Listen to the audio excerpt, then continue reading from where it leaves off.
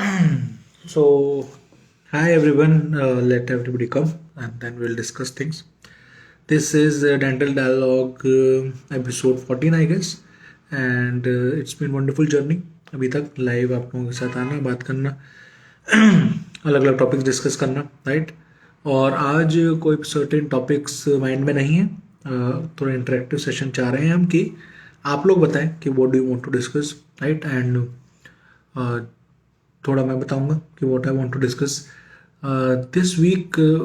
I started my day, sorry the week with one article, जो blog लिखा मैंने, और वो ब्लॉग लिखा about that why you need to do math in your practice, right. कितना important है कि आप कैलकुलेशंस को क्लियर रखें अपनी प्रैक्टिस में। और कैलकुलेशन से मतलब सिर्फ मनी की कैलकुलेशंस नहीं है, और भी चीज़ों की कैलकुलेशंस हैं, और वो कैसे इंपॉर्टेंट है और कितनी ज़्यादा हेल्पफुल हो सकती है, उस पर will discuss in between. If you will post some questions, will definitely discuss in the end, और will try to discuss it in between, right. So coming back to the topic, that why it is important to be, certain about the maths, the calculations, the measurement of your growth in your clinic.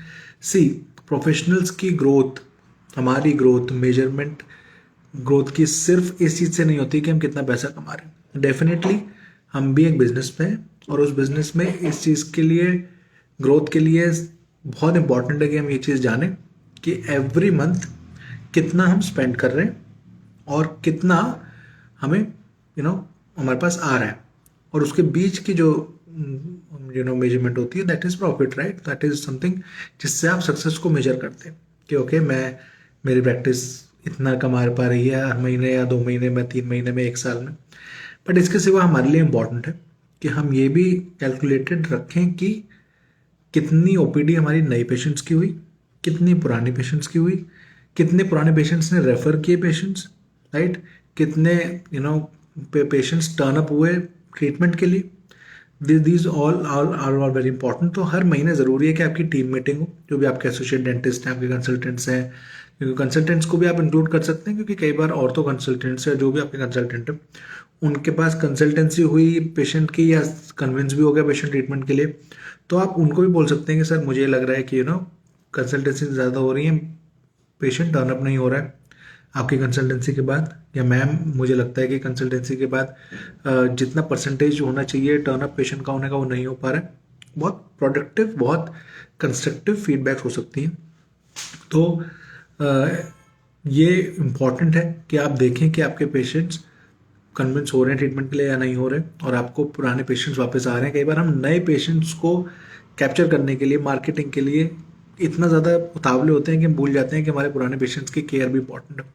पुराने patients को अच्छा लगेगा तो वो अपने आप loyal होंगे आपके लिए, तो अपने आप नए पेशेंट्स को रेफर करके भेजेंगे, राइट। आपकी इतनी ओपीडी जो रनिंग ओपीडी होती है, जिसमें पेशेंट अचानक अंदर आता है, वो कम होती है, और रेफर्ड पेशेंट की ओपीडी हमेशा ज़्यादा होती है, क्योंकि वर्ड ऑफ माउथ इंडिया में डेफिनेटली चलता है, और बाहर भी।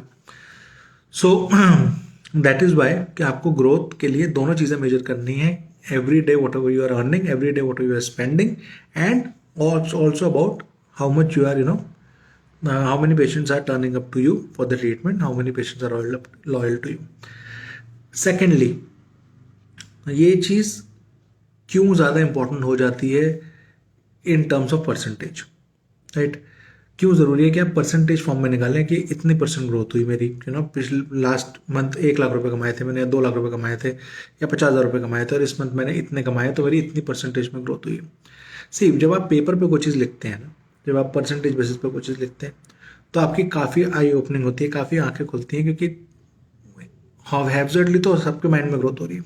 सबको लगता है कि हाँ भाई, पैसे आ रहे हैं, दिख रहे हैं, अकाउंट में आ रहे हैं, ओके मैंने यहाँ इन्वेस्ट कर दिए, वहाँ इन्वेस्ट कर दिए। ये हैप्सर्डली तो कोई भी कर सकता है, but these people go broke very easily, क्योंकि उनको पता नहीं होता है कि किस मंथ कितने आए, कहाँ से कितने आए। इनफैक्ट ये भी नहीं पता होता है कि रूट कैनाल से इतने आए, ओके, एंडो से इतने आए, प्रोस्टो पार्ट से इतने आए, इम्प्लांट पार्ट से इतने आए, या कोई और सेकंड सोर्स ऑफ इनकम है, फॉर एग्जांपल आप कोई कोर्स कराते हैं, या कोई ट्रेनिंग इंस्टीट्यूट है आपका, तो वहाँ से इतने आए। अगर आप इसको कैलकुलेटेड नहीं रखेंगे तो you will definitely go broke. Why? क्योंकि आपको पता नहीं होगा कि कहाँ से कितना परसेंटेज ग्रोथ हो रही है। हो सकता है कि आपके रूट कनाल से उतनी अच्छी ग्रोथ हो रही हो और आप उस पर ज़्यादा फोकस करें ही ना, आप दूसरी तरफ फोकस कर रहे हो। इसलिए बहुत ज़रूरी है कि आप ये भी ध्यान रखें कि किस किस ट्रीटमेंट से कितना कितना परसेंटेज या किस किस सोर्स ऑफ इनकम से कितना कितना परसेंटेज ग्रोथ हो रही है। जिसमें कम हो रही है उसको बेटर कीजिए। अगर आपके यहाँ इम्प्लांट्स कम डल रहे हैं तो उसमें ज़्यादा डलवाने की कोशिश कीजिए या ज़्यादा डालने की कोशिश कीजिए, सीखिए उस आर्ट को। या आपके यहाँ ऑर्थो ट्रीटमेंट कम हो रहे हैं तो अपने ऑर्थो कंसल्टेंट से बात कीजिए कि how can things improve, right. तो इसलिए परसेंटेज बेसिस पे जब सामने ऑन पेपर चीज़ होती है ना तो दिमाग खुलता है। इसके साथ साथ ये इम्पॉर्टेंट हो जाता है कि जब आप परसेंटेज बेसिस पे चीज़ें देखते हैं, अब आपको ये सर्टेन होता है कि ओके इतना परसेंट मेरी ग्रोथ एवरी मंथ हो रही है तो मैं इतना परसेंट इस इन्वेस्टमेंट में डाल सकता हूँ, राइट। फॉर एग्जांपल अगर मुझे लग रहा है कि मेरी एफडी में मेरे को इतना परसेंटेज नहीं आ रहा है या म्यूचुअल फंड से ज़्यादा आ रहा है और मेरे को हर मंथ इतनी सेविंग तो हो ही रही है कि मैं म्यूचुअल फंड में इतना और इंक्रीज कर सकूँ, तो आई इंक्रीज इट, राइट। तो जब आपके पास हर चीज़ कैलकुलेटेड होती है तो आप हर जगह दिमाग लगा सकते हैं। आपको नई चेयर लेनी है, आप सॉर्टेड आउट होते हैं। आपको नई कार लेनी है, आपको कोई भी ऐसी चीज़ लेनी है जो आपकी ग्रोथ में हेल्प करे या आपकी लग्जरी में हेल्प करे, एनीथिंग यू वांट, तो आप उसको सर्टेनिटी से ले सकते हैं कि ओके, कहते हैं ना कि आप कोई चीज़ तभी लीजिए जब आपके पास इतना पैसा हो कि आप उस चीज़ को 2 बार ले सकें, राइट। ऐसा रूल बताते हैं। तो आप कॉन्फिडेंट हो पाते हैं। अगर आपको एक और सेकंड प्रैक्टिस खोलनी है, सेकंड चेयर लेनी है, जब आपको पता होगा कि हर मंथ मेरे पास 50,000 या 1 लाख का वो ग्रोथ हो रही है, तो आप डरते नहीं। आपको पता होता है ठीक है, एक काम करते हैं, बैंक से लोन लेते हैं और लोन में इतनी इंस्टॉलमेंट आएगी और इतना ग्रोथ मेरा हो ही रहा है, I can go for it, right. इस मैनर में आपकी ग्रोथ होती है। And last but not the least, और इस बारे में मैं बार बार बोल चुका हूँ कि प्लीज़ अपने आप को ऑन पेपर स्ट्रॉन्ग रखिए। कोशिश कीजिए कि आपके बायोमेडिकल वेस्ट, आपके डीपीसीसीज, आपके पोल्यूशंस, आपके एमएनसीज, जो भी आपके एरिया में जिस भी तरीके के रूल्स एंड रेगुलेशंस चलते हैं, अपने एरिया के टॉप मोस्ट डेंटिस्ट जो आपकी सबसे अच्छी प्रैक्टिस करते हों उनके पास जाइए, उनसे पूछिए कि यहाँ पे क्या क्या रूल्स हैं, गवर्नमेंट के क्या क्या रूल्स हैं, क्या क्या मुझे करा लेना चाहिए क्लिनिक में। और वो सब कराने के बाद प्लीज़ कोशिश कीजिए कि आप ऑन पेपर टैक्स पे भी बहुत स्ट्रांग हो। चाहे आप उतनी इनकम नहीं कर रहे जितना गवर्नमेंट टैक्स मांगती है, चाहे आप नील के ITR फाइल कीजिए, आपका CA मैक्सिमम 1,000 2,000 हो सकता है, दोस्तों तो फ्री में कर दे, तो सस्ते में आपका काम हो जाएगा। बट हर साल अपने ITR प्लेस कीजिए, ITR फाइल करवाइए। इनकम टैक्स रिटर्न जब आप फाइल कराते हैं तो आप ऑन पेपर स्ट्रांग हो जाते हैं।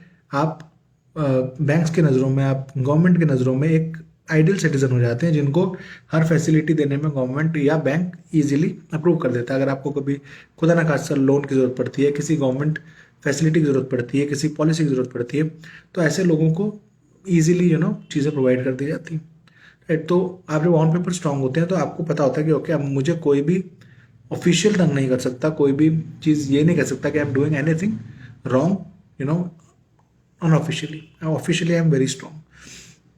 तो इन सब चीज़ों का आप प्लीज़ ध्यान रखें और कोशिश करें कि क्लिनिक को ग्रोथ की तरफ ले जाने के लिए कैलकुलेशंस बहुत ध्यान से करते रहें। और इम्पॉर्टेंट चीज़ ये होती है कि आप ऐसा नहीं कर सकते कि आपकी लाइफ में कुछ और चल रहा है, आप क्लिनिक में कुछ और बन के आ जाए, नहीं।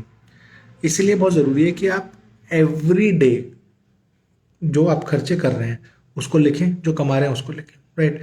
when you राइट एवरीथिंग, अपनी लाइफ का भी, क्लिनिक से नहीं कमा रहे, कहीं और से कमा रहे हैं, अपने फूड का खर्चा, अपने ट्रांसपोर्ट का खर्चा, हर चीज़ का जब खर्चा आप लिखते हैं कैलकुलेशंस में कि ओके आज इतना इतना इतना इतना मैंने, आप सिंपली इतना कीजिए कि आप एक पेपर लीजिए, एक डायरी बनाइए, उसमें सिर्फ इतना लिखिए कि आज इतना स्पेंड हुआ, इतना ऑन हुआ, दैट्स इट। और स्पेंड के आगे सिर्फ इतना लिख दीजिए कि फूड पे इतना, इस पे इतना, इस पे इतना, दैट्स इट। और मंथ में एक बार कैलकुलेशन कर लीजिए कि फूड पे कितना गया, इससे या किसी भी चीज़ पे कितना गया, तो आपको आइडिया रहता है कि ओके शायद मैंने इस बार फूड पे, या शायद मैंने इस बार ट्रेवल पे, शायद मैंने इस बार लग्जरी पे, शायद इस बार मैंने क्लोथ पे ज़्यादा खर्चा कर दिया। तो नेक्स्ट मंथ आप स्टेबल रहते हैं, आपको पता होता है कि ओके इस चीज़ पे ज़्यादा खर्चा हो रहा है। तो ये वे ऑफ लाइफ बनाना पड़ेगा आपको, ये आपको अपनी लाइफ में भी इम्प्लीमेंट करना पड़ेगा, तभी आप क्लिनिक में भी इम्प्लीमेंट कर पाएंगे, राइट। और कोई भी चीज़, जब आप कोई चीज़ लेते हैं, अपने क्लिनिक में बोर्ड लगवाते हैं या अपना असिस्टेंट की सैलरी देते हैं, जेंटर की सैलरी देते हैं, कोशिश कीजिए कि उसको आप वाइट में दें। दैट मीन्स आप पेटीएम से दीजिए, आप चेक से दीजिए। जब ये सब चीज़ें आप ऑन पेपर देते हैं तो ईजी रहता है आपके लिए वो चीज़ देखते रहना कि ओके कितना कितना कितना कितना कहाँ कहाँ गया, और गवर्नमेंट को दिखाना ईजी रहता है। ठीक है, उससे आप टैक्स सेविंग कर सकते हैं। टैक्स में दिखा सकते हैं कि ओके रेंट इतना गया, इतना ये गया, इतना एलआईसी में गया। आप जब गवर्नमेंट को दिखाते हैं तो वो काफ़ी चीज़ों में टैक्स सेविंग में आपकी बहुत ज़्यादा हेल्प होती है इन सब चीज़ों से। राइट, तो टैक्स सेव भी होते करते हैं आप, साथ में टैक्स भरते भी हैं, सिटीजन भी अच्छे बनते हैं, अपॉर्चुनिटीज़ भी ज़्यादा मिलती हैं ग्रोथ की। और डेफिनेटली जब ये सब चीज़ें आप बहुत ज़्यादा प्रोफाउंड वैसे करते हैं तो पेशेंट्स को भी दिखता है कि ओके डॉक्टर साहब के यहाँ हर चीज़ जो है बिल्कुल टाइमली है, रिकॉर्ड्स प्रॉपर आते हैं, हमारे पास प्रॉपर रिकॉर्ड्स पहुँचते हैं, बिल्स प्रॉपर पहुँचते हैं। हम बिल मांगते हैं तो फटाफट डॉक्टर साहब दे देते हैं। डॉक्टर साहब के पास जो है प्रॉपर अपनी स्टैम्प है, डॉक्टर साहब के क्लिनिक में हर चीज़ फायर सेफ्टी से लेकर सब चीज़ लगी रहती है। It creates an impact, right. So this is what it was for today, and definitely we are meeting again on 12th of February. जो हम कोर्स कराते रहते हैं ऑनलाइन जूम पे about enhancement of your practice, और 5 से 5:30 से almost 2:30 से 5-6 बजे तक का प्रॉपर टाइम आपको हम देते हैं संडे को, आफ्टर आफ्टरनून से लेके इवनिंग तक के, ताकि आपकी संडे भी ख़राब ना हो। और पूरी कोशिश करते हैं कि आपको वो इम्पैक्टफुल प्रैक्टिस के टिप्स दें, सेफ्टी के टिप्स दें, मार्केटिंग के टिप्स दें, और जो भी चीज़ आप पूछना चाहते हैं उसमें पूछ सकते हैं। सो registrations are open. Whenever you want to join, you can join. And yes, one seat is also vacant in our clinic also, जहाँ पे हमें ज़रूरत है एक एसोसिएट डेंटिस्ट की जो सीखे काम को आके। तो अगर आप आना चाहें तो प्लीज़ हमें व्हाट्सएप कर सकते हैं, right, and will definitely discuss the terms with you. Thank you so much everyone, and have a wonderful wonderful wonderful practice. और कोई क्वेश्चन आया हो तो मैं देख लेता हूँ, मेरे ख्याल से अभी तक कोई क्वेश्चन है नहीं हमारे पास। No, no, no, no, no, no, no, no, no, no, no, nothing. Okay. Okay, guys, अगर कोई क्वेश्चन हो आपके माइंड में तो प्लीज़ कमेंट कीजिएगा। Definitely will try to answer it as soon as possible. Thank you guys, have a wonderful wonderful wonderful practice in life. Thank you.